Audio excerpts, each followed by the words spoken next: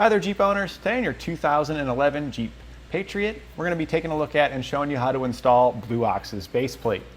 And this is what our base plate looks like when it's installed. We can see here that all the components fit through the grill opening right here, and everything's tucked back pretty nice. The only thing that kind of sticks out is our breakaway switch here, but it really doesn't stick out too bad. I don't think it's something that would interfere too much with pulling it in your garage or anything like that. It's only sticking out a couple, maybe an inch or so beyond the bumper threshold there. Now it does have all the necessary things that we would expect out of a base plate. On each side here we've got where our attachment points are, and those attachment points actually have a removable arm. We've currently got them removed so you can see what it looks like when it's in the non-flat toe kind of state. This is where you would expect it to be when it's in your garage and stuff. We'll be putting those in here and showing you what they look like in a minute, but let's just cover the rest of the features here. So if we move on towards the inside, on each of our attachments you've got your safety cable attachment there, so you can attach your safety cables. In the center, Blue Ox provides 2 prongs and the hardware necessary to attach your electrical connector there. You also get a bracket included for mounting your breakaway switch, so I like that. It's really nice that when the base plate incorporates these, so you don't have to come up with some sort of custom-made, homemade solution. You just got a place to put them in, you know exactly where it needs to go, so it helps simplify your process. And we got the exact same attachments here on the opposite side. You are going to have to do a little bit of modification here to the fascia for everything to pass through, but you can see that it doesn't really detract from the looks of the vehicle. Kind of makes it look a little bit more aggressive, like you're doing something special with this one compared to the regular old Patriot. So here's our tabs that you'll install when you are ready to hook up. They will simply slide into place, and then you just give it a twist until it locks in. You'll have one of these for each side, and you can see that when they are installed, it does add to the length of the front of the vehicle. I really don't recommend driving around town like this, especially when you go to pull in your garage. This is further out than even the breakaway switch here, and you might run into something you weren't expecting because you really can't see it from the driver's seat. And if you do pull in the garage and everything worked out okay, you get out, you start walking by, and they're not really in an eye's view, but boy, are they really close to where your knees and shins are. And if you hit these, they can be pretty painful. So I like that you can remove it when you're not flat towing. You simply pull the pin and give it a twist to remove it. Now when they are installed though, this is the location where your tow bar would attach. This will accept any Blue Ox tow bar. And you can use other manufacturers' tow bars, and we've got adapters available here at etrailer so you can change out the ends to match your Blue Ox one. We do also sell some of the other manufacturers' tow bars with the adapters pre-installed, such as Roadmaster. The customer here purchased a Roadmaster Nighthawk, and you can actually purchase those with the Blue Ox ends already installed. Now when you go to hook your base plate up to your vehicle, attach your tow bar to both your motorhome and your vehicle here. One of the things you want to pay attention to is the angle of the tow bar. We want it to be as parallel as possible. And the ideal measurements that you want to look at is plus or minus 3 inches. So the distance from the ground to the center of our attachment here, and the distance from the ground to the center of your hitch attachment on your hitch square there, that's the measurement that you're looking at. And ideally we want those to be within 3 inches. So your motorhome is probably going to vary from the customer, what he has. So you'll want to do your own measurement and check it, but we can give you the measurement here for the base plate so you can verify if you're going to need one on your motorhome. From the ground to the center on this one, it's going to be 18.5 inches. So go ahead and check your motorhome at home. And if it's higher than 3 inches from 18.5 or lower than 3 inches from 18.5, then you would want to purchase the appropriate high-low adapter to level that out. As long as you're within that 3-inch margin though, then you're good to go. So now that we've covered some of the features of our base plate, why don't you follow along with us and we'll show you how to get it installed. We are going to be removing the front fascia here to install it behind it, and we do need to do quite a bit of modifications to the vehicle here, cutting out small sections of the frame to allow the base plate to fit and drilling out quite a few holes to get this guy attached. This is a little bit of a lengthy install. This is something that I would probably recommend you wait until the weekend to start, maybe start on a Saturday morning. You could totally do this in one day if you're pretty seasoned and familiar with working on vehicles. This is something you could probably do in about 4 hours.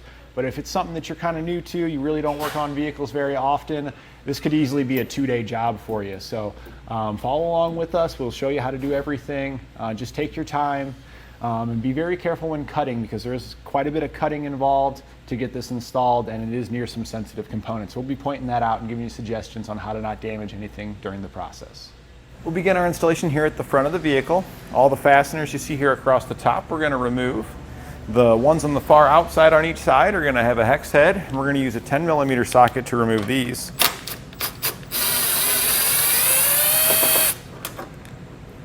And for the fasteners that have a Torx, we're going to use a T20 on those.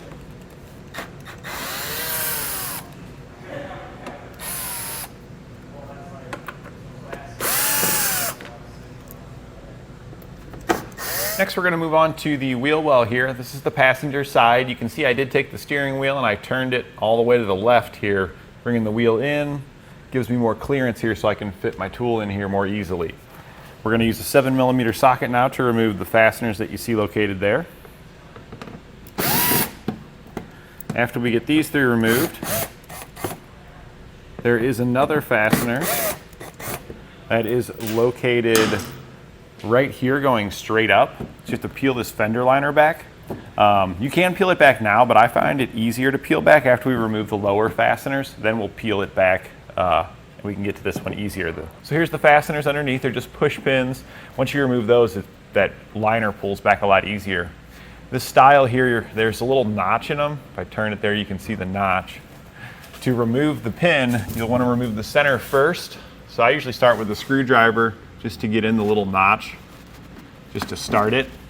And then I switch over to a trim panel tool to remove it the rest of the way. This style of fastener is pretty common for it to want to break due to dirt and debris getting in there and becoming brittle over time. So you really want a trim tool when trying to remove these to prevent breaking them. If you do break them, we do have pin kits available here at etrailer from Performance Tools, so you can replace your pins in the event that you do damage some. And if you pull the center out, no big deal. You can just pull the rest of it out of there and then just push the two pieces back together like that. You don't want to push it all the way in, or else you've got it in its locked in state. We want it to be in the release state like this. Now that you've got the lower fastener removed, this piece is a lot more flexible, so we can pull it back and get it out of there now. And then we're going to use our tool to just go straight up. It's kind of hard to see. So that's where the fastener is located right there. We're just going to zip it right out of there. Now the things that we did on this side, we're going to turn the steering wheel the other direction and perform the same procedures on that side to get all this removed. So now we're going to remove our fascia. We're going to peel off one side first. And it just kind of pulls outward and forward a little bit. And as you're doing this, you'll notice this light here. There's a small plastic piece of trim that runs across the top there. You need to make sure that stays down when you're going to pull this out. So we're going to use our trim panel tool here just to get behind it. There you go. You can see we popped it down underneath of it to the point now that it'll slide out. We're going to release the other side the same way. When you go to do the other side, you always want to keep your body pretty much here in the middle so you can support the fascia as you're doing so. Once both sides are released, the fascia should slide outward. We are going to have some electrical connectors that we're going to need to address. So just pull it out. I can see that we've got one right here on this side, so we're going to disconnect this one first. Just reach in here and disconnect it. Find our release tab and just separate them. It's kind of a unfortunate connector because they put the release side on the side you're not going to pull off. So this is almost one that you're going to potentially want to have an extra set of hands so you can have somebody support that side. I'm going to come over here and just carefully get this removed without this coming off of here. There we go, got that one disconnected. I'm going to go to the other side because we're likely going to have one in the same location on this side. Checking. All right, we actually do not have one on this side, so that's good. We're just going to come a little bit further out now. Okay, we can see that there's another wire going to the lights there on that side. We come out a little further and we can see that it's also on this side, so we're going to disconnect these as well. There's a release tab here. We're going to push back on, and then we can press down on the release tab and disconnect the connector. We'll do the same on the other side. All right, once we get both connectors disconnected, we'll just walk it away and set our fascia aside where it won't get damaged. Now on our driver's side here, we've got a couple of things we're going to remove. We're going to get the horn and this module here out of the way so we can access the side of the frame. We're going to use a 13mm socket to remove the nuts that hold the module bracket on here. There's one located down there, and there's also one located up here.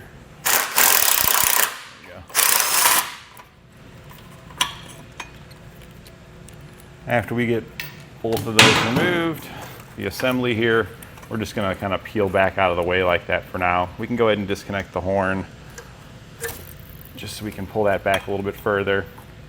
Now we'll remove the horn. We're just going to take out the 10mm nut located there.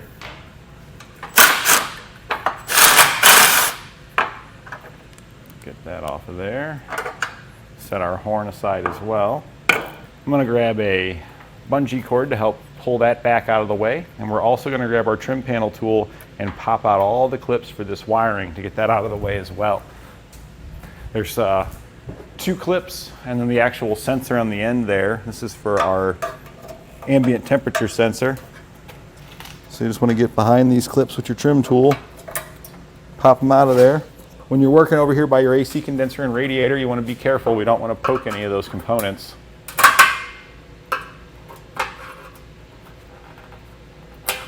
There we go. We've got all those peeled back. Now we'll just grab a bungee cord just to keep that stuff out of the way.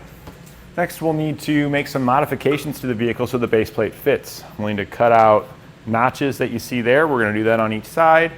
And then there is also a mark here that you're going to need to notch this out so the base plate will fit as well. We're going to use a reciprocating blade for the outside ones, but these inside ones with our sensitive components located in here, I think we're probably going to use a cutoff wheel on the inside to minimize the chances of nicking any of these parts that's inside their AC condenser or radiator. So we're just going to trim this out now.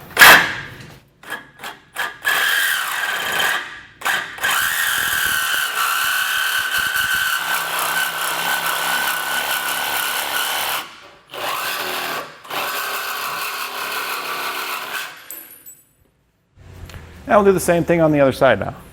So next thing we're going to cut out is here on the inside edge of the frame. We just cut out the other side, so head over to this side. You'll need to cut inwards about 1/2 inch, and we need to cut about 2 inches down from the bottom here. There's these little tiny like notches here. That's kind of what I'm going to cut out, is from notch to notch. That should be about right. We're going to use a we're going to use a cutoff wheel for this one, just because the reciprocating blade could be a little more difficult to control around these sensitive components.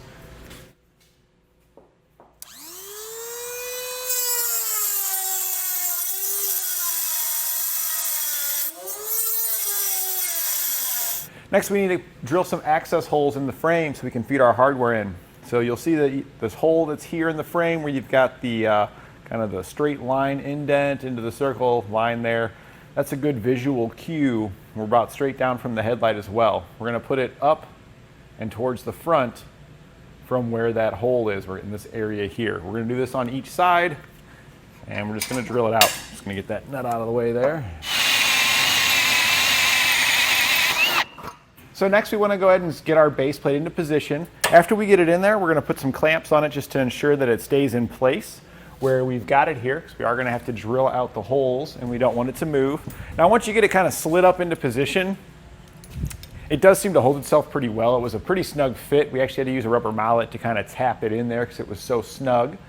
When you go in, you do want to make sure you put the ears here. You got to kind of start at the bottom, get those around, and then you can tip it up and push it back into the notches that we had cut out.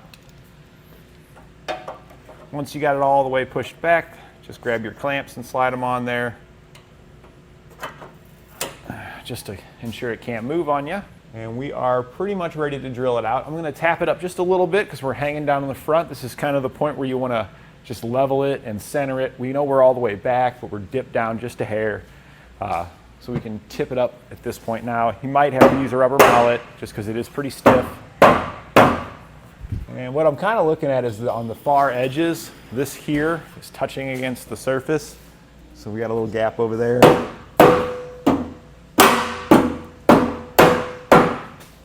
That looks pretty good. We're pretty much touching the surface there. There we go. All right, once you've got it all lined up, then we can go ahead and start drilling out our holes. We're going to drill out all the holes using a 13 30-seconds drill bit. Now, rather than drilling out all the holes at the same time, I prefer to drill just the back ones first. We'll do each side, put the bolt in, and tighten it down. That way, once you got one bolt tight, you know this thing can't shift around, so that way all your remaining holes should line up.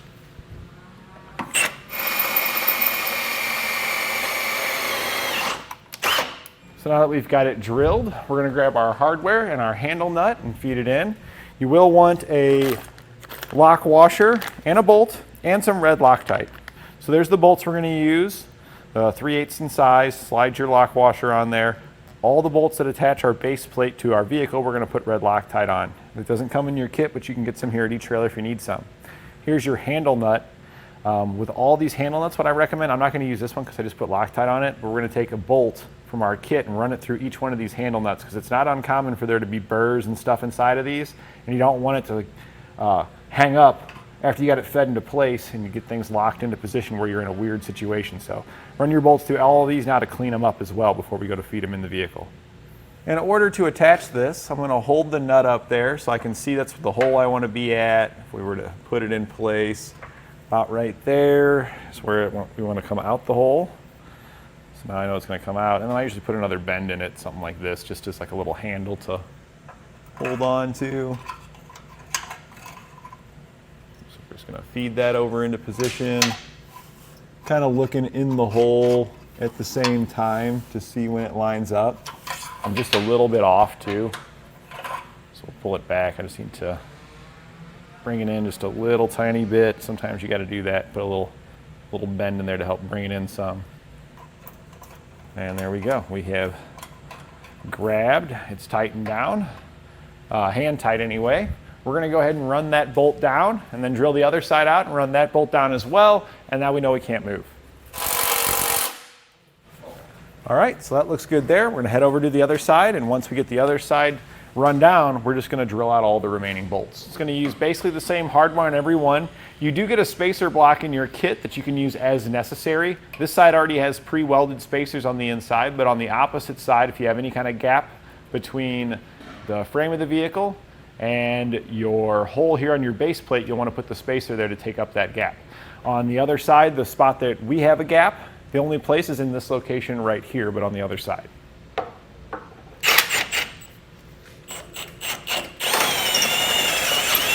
All right, once we got all of our holes drilled out, we just repeated that process to install the rest of the bolts into all the handle nuts.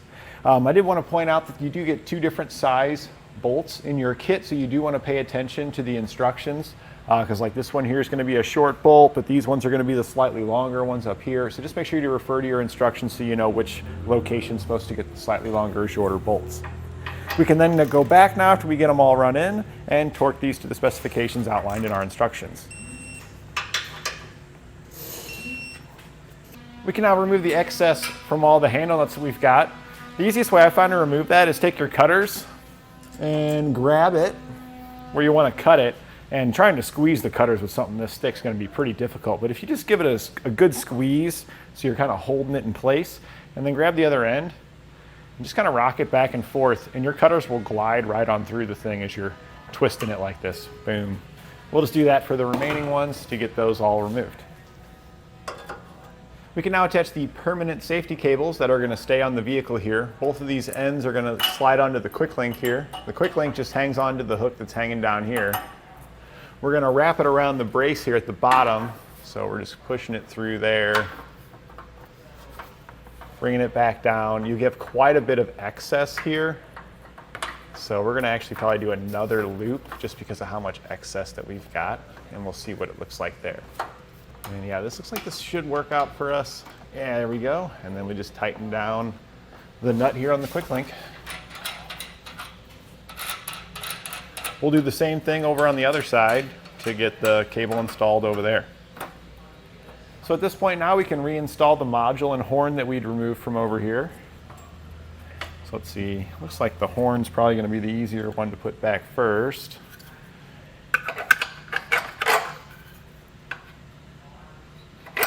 Sat in roughly this position here. Reinstall our nut, then use our 10mm socket to run it back down.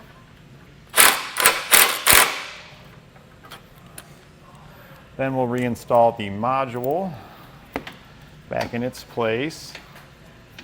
And it does look like the bracket there hits a little bit, but we're going to see if we can't start a nut. It'll probably just bend that right out of the way and tighten down for us.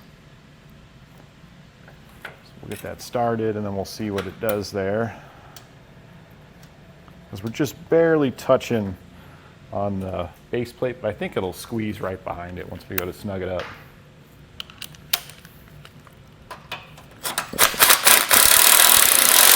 Yeah, snugged it right into place there.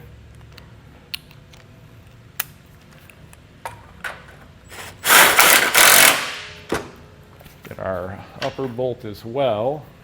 And now we had our ambient temperature sensor that we had removed here.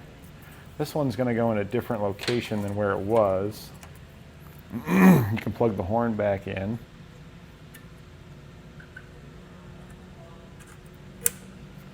And for our temperature sensor, we're actually going to slide it in between here.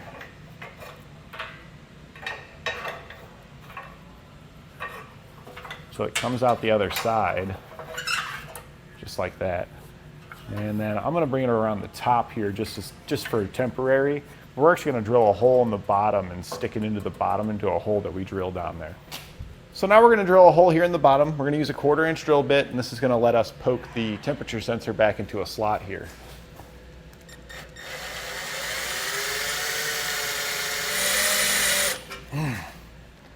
It's very hard material, so it's not uncommon for this to be difficult to drill.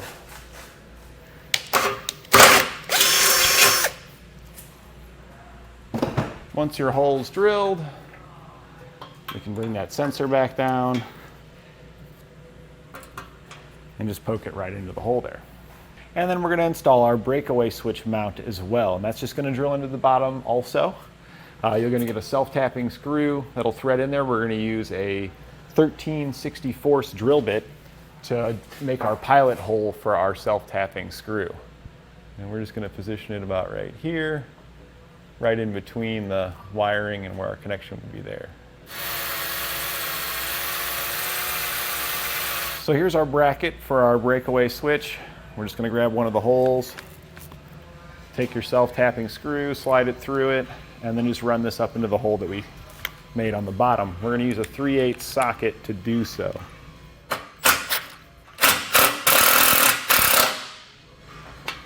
All right, that looks pretty good. If you need to center it, go ahead and center it, and then you can snug it down just a little bit further. And we don't want to go too crazy tight since it is just a self-tapper. And that'll be good enough. I can't swivel it. Looks like it's in a pretty decent spot there. And at this point now, our base plate and its accessories are all fully installed. So we can reinstall our fascia in reverse order of how we removed it. There is some minor trimming that we're likely going to have to do here to get everything to fit in place. So at this point, I recommend holding off on reinstalling that fascia and doing the rest of your flat toe setup. That's what we're going to do here. We're going to take a break from doing the base plate install because all that's left is just kind of putting the front back on. But while we got the front off here, it's a whole lot easier to route all of our wiring. So I'm going to do the supplemental braking system, my diode wiring, get all that stuff out of the way because it's really going to save you a lot of time to just go ahead and do that now. And once you've got all those components installed, then you can come back, put that fascia back on. And we're going to show you that here once we get all the other parts put on. So we got the rest of our stuff installed. So we're going to put our fascia back on now. We're going to trim a little bit of the fascia out. We're going to notch this out just a little bit in this section to clear the base plate. And then these middle beams here, we're going to get rid of those as well.